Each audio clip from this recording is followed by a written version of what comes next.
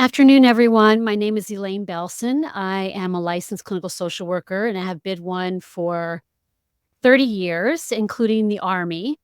I am here to answer your questions, those burning questions that you've always wanted to ask a therapist. I just want to start by saying just a few reminders. This is a live feed, it's being recorded, however. Advice given on this show is for informational purposes only and is not intended to replace professional, psychological, or medical advice, diagnosis, or treatment.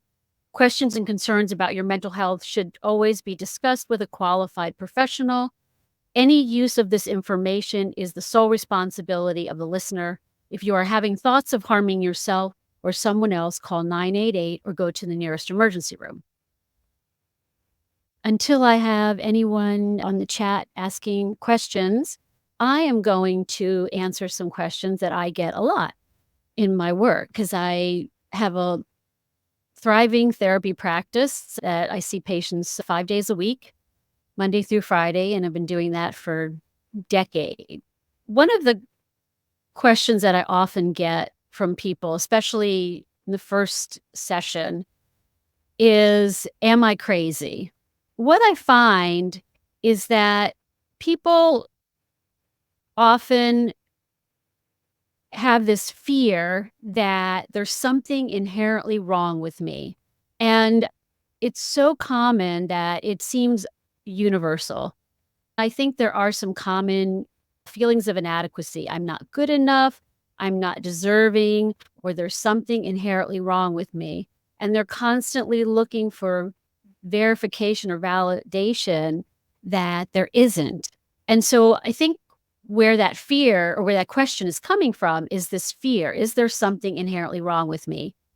And one of the things I always say to people when they ask that question, and am I crazy? I say, if you were, you wouldn't have been asking the question, because someone who is what we call psychotic or has psychotic symptoms doesn't recognize that their thinking is distorted, right?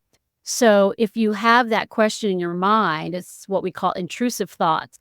That means they feel like they're coming from outside of you and you have questions about them. So and you feel self-conscious about them. So that tells you that you're not crazy.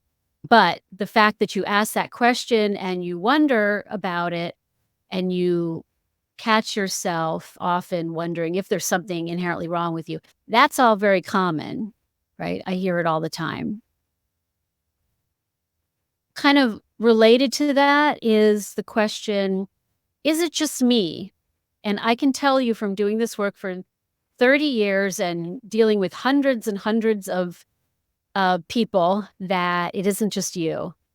There isn't anything that you're going to tell me or report or feel that I haven't heard many times before.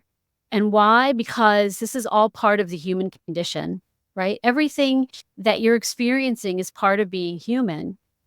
I think one of the reasons, though, that we wonder these things is because we live in a society that doesn't talk much about mental health. We don't talk much about feelings and we don't learn a lot about mental health and what's normal. And so people feel isolated. They think I'm the only one. And it becomes a vicious cycle because they don't want to talk about it because they think they're the only one, right? And again, they think there's something inherently wrong with them. So one of the things that I hope to do just by doing the show is to break through some of that stigma and to normalize that you're going to see the questions that other people ask are the same questions that you have and that you'll find out that you're not alone at all.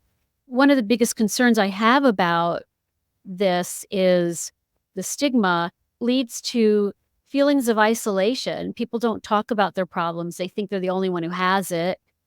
And so it creates this feeling of isolation, which I think in turn contributes to an increase in suicide rates, which we have seen, particularly between the ages of 10 and 24, which is really sad.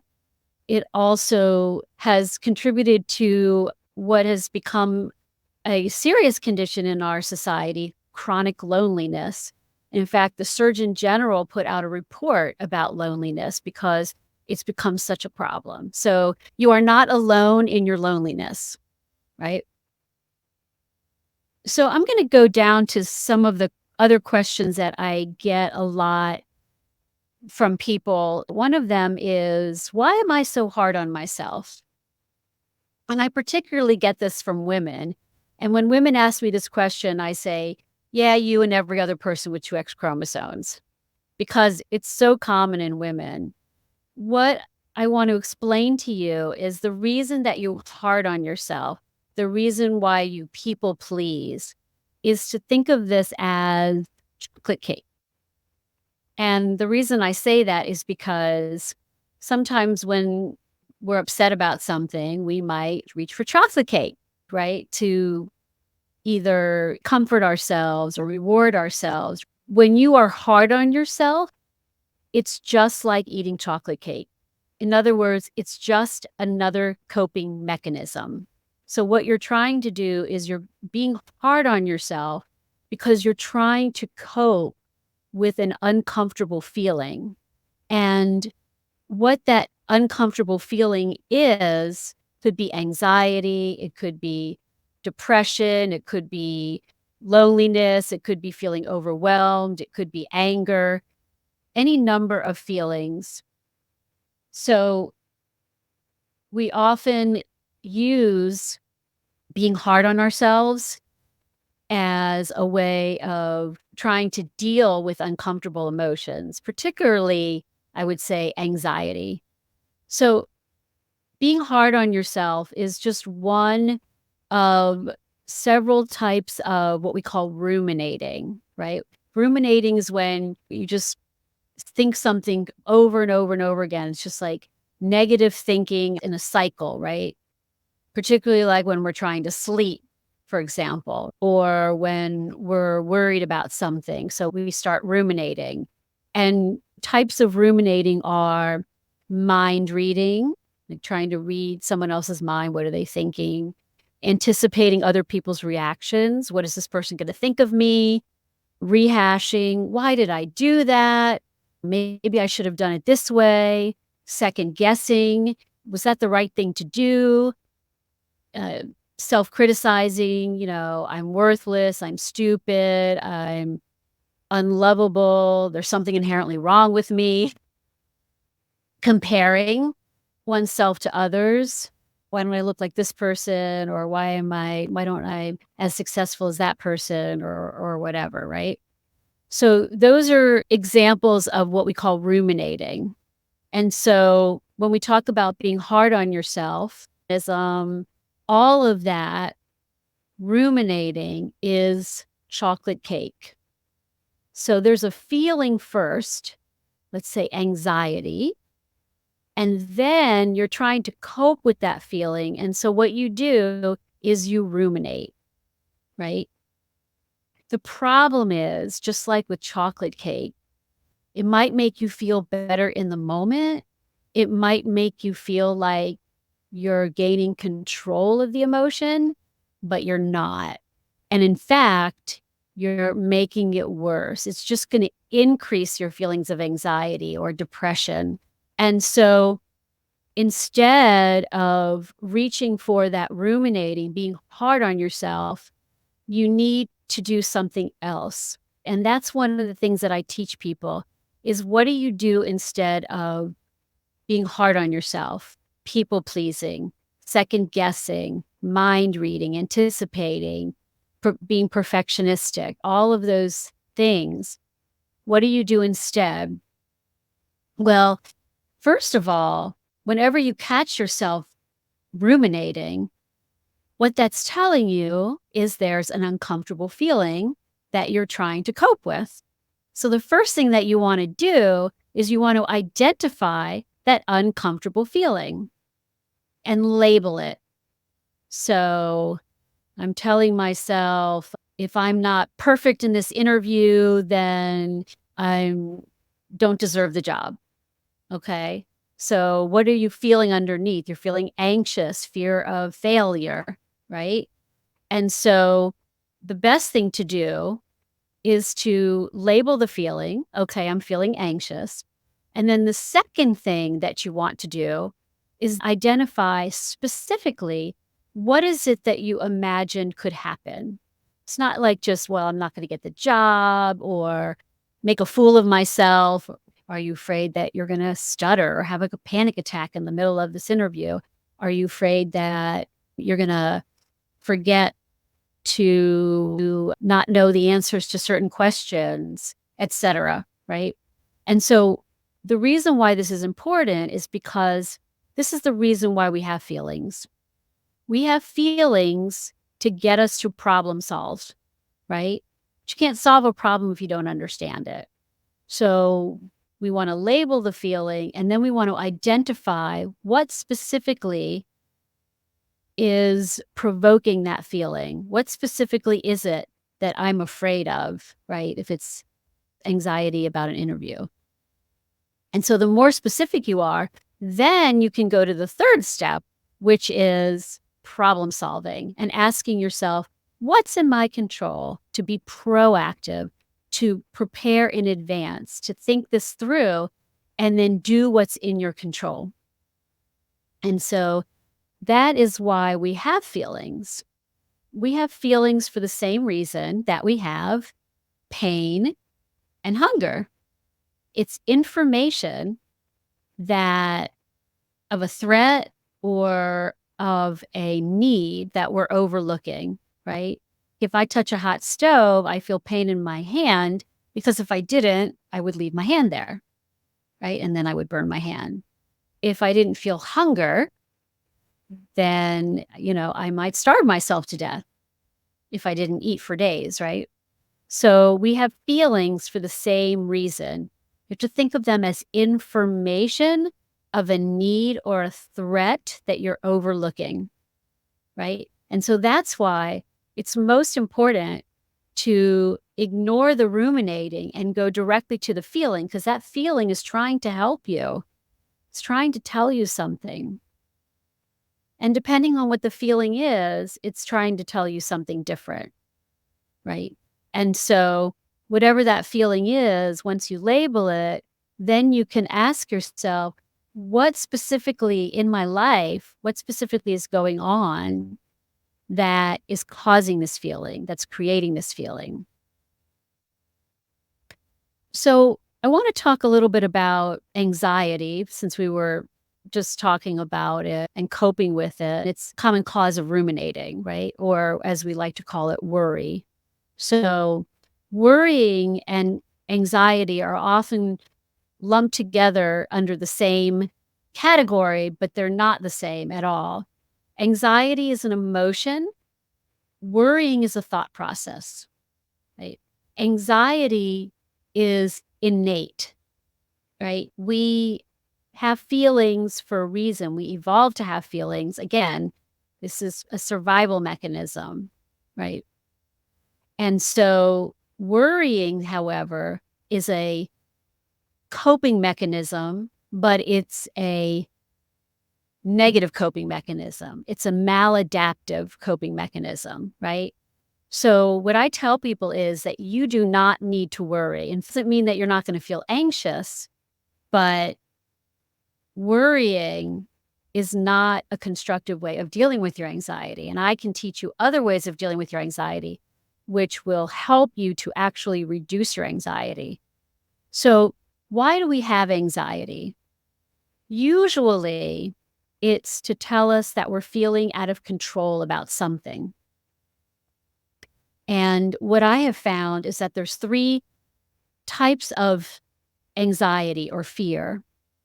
There is fear of rejection, fear of failure, and fear of harm to self or others. And usually, when someone tells me that they're anxious about something or afraid of something, it's going to fall into one of those categories. So, anytime you catch yourself feeling anxious, you can say to yourself, number one, that must mean I'm feeling out of control about something. And number two, it's going to fall into one or more of these categories. And so already you are starting to be proactive. You're starting to problem solve. And that's exactly why you have anxiety. It's there to tell you, hey, There's something threatening that you're overlooking, right? Or there's a need that you're overlooking. And so once you've identified that it's something that you're feeling out of control about, what am I feeling out of control about? And specifically, what am I feeling out of control about that has to do with rejection or failure? That I could be rejected in this situation or could fail in this situation. You want to get down to the specifics. You know, I'll give you an example. I had 3 patients, all teenagers, that had a test coming up that they were feeling anxious about. And, I could have just left it there and said, "Well, you need to study. How much time do you have? Have you been studying for it?" But I know better than that, and I know people are complicated, more complicated than they give themselves credit for. I always say, "If it were easy, you would have figured it out already." The second teenager was afraid that she was going to forget the material. Not that she wouldn't study, but that she would be there and then all of a sudden it would just all leave her head. And then the third was afraid that she would not understand the questions because in a previous exam, that's what happened. She realized after she went over the exam that she misinterpreted some of the questions. So in each one of those cases, they all felt anxious. There was all fear of failure in taking an exam, but the reasons why, the underlying reason, the specifics were different, very different. And because of that, the interventions are going to be very different. Um, Going in the same direction at the same time, it doesn't mean they're heading to the same place, right? I will talk a little bit more about anxiety and another one of my mantras, which is you don't have a crystal ball to see into the future, but what you can have is a toolbox full of coping skills to take with you wherever you go. So what do I mean by that? So we can't predict the future, right? Life is full of uncertainty. So we can't predict the future and we can't control every variable, right? But what we can do is arm ourselves with coping skills so that no matter what comes our way, even if was unpredicted, we can say, that's okay because I've got a tool for that, right? So you don't have to predict everything. You don't have to anticipate every outcome and control every variable, which you can't do anyway. You know that you will get through it. No matter what it is, you will manage because you have the coping skills.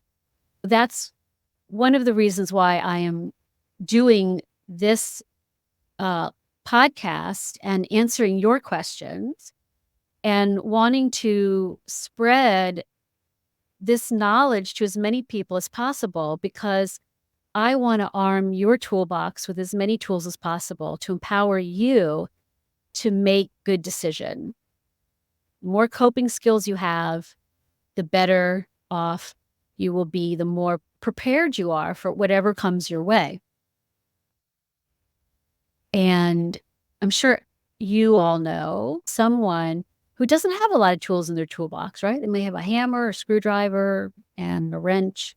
And no matter what the situation is, they're going to go back to those same coping mechanisms, right? Because that's all they know. And no matter how much you try to reason with them and explain to them that this is self-destructive, they don't know any other way. Those are the tools in their toolbox. When we know we have this toolbox with us, this is what gives us a sense of control over our world. Again, it's not by worrying. It's not by anticipating. That is not the way to gain a sense of control. The way to feel in control of your world, and to have a sense of mastery of your life and to have a sense of confidence is through that toolbox. It's by knowing that no matter what comes my way, I will manage because I have all of these coping skills, right? And so in the future, we will talk a lot about what those coping skills are. There's lots of different coping skills. I find that they fall into 3 categories. One is changing something about the situation, right? So let's say that you're frustrated about rush hour traffic. You could talk to your boss about, can I work from home or could I change my hours so that I don't have to deal with it? That would be an example of changing something about the situation. And oftentimes we turn to that first, but it's the one that's the least in our control. We often don't have that much control over certain situations or people. The second one is setting boundaries and asserting yourself, right? Which is avoiding unnecessary stress, right? And the way to avoid unnecessary stress is by setting boundaries and asserting yourself. So saying no, right? Or saying I need, right? And so that's the second coping strategy or category. The third is the one that's 100% in your control, and it's the one that people know the least and rely on the least. And that is changing the way that you cope emotionally, cognitively, and behaviorally. And a lot of times what people will say to me when they first start seeing me is, there's nothing in my control. And by the end of our work together, they're saying, I learned that there's a lot of things in my control. And that feeling of empowerment is so important because feeling in control is part of being human. It's a basic human need. No, you're not a control freak. That's just everybody needs to feel in control. That's a basic human need. So I will stop for now and invite you to submit questions underneath this video, and please enter your questions under comments, and I will be more than happy to answer some of them. So I look forward to also hearing from some of you or meeting some of you live. I will be doing this again every Friday, so next Friday at 12 noon. So I will see you then. Thanks for listening. And subscribe so that you get a notification in the future, and so you'll get a reminder of the 12 o'clock Friday live conversation.